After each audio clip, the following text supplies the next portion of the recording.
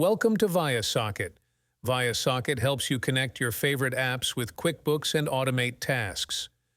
Like when a new bill is created in QuickBooks, send a message to MS Team or Slack, or connect the client to WhatsApp. With viaSocket, you streamline your process, save time, and boost productivity. Today, we'll show you how to integrate QuickBooks with thousands of other apps using viaSocket. Log into viaSocket. Click on New to start creating a workflow in viaSocket. Click on App Integration to trigger your workflow from an app. Search and select on QuickBooks to trigger your workflow from QuickBooks.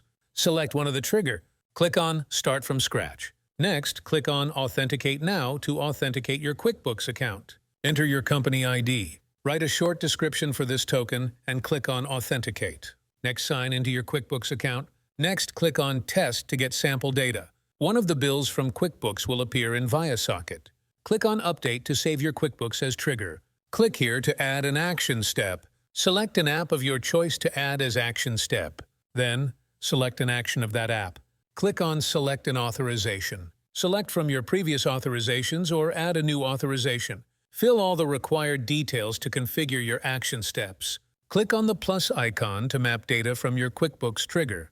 Search the data you want to map and click on Use It. Finally, click on Test. Now advance to the upcoming steps. Finally, click on Save to save your action step. This is the automatic message in Slack triggered from QuickBooks.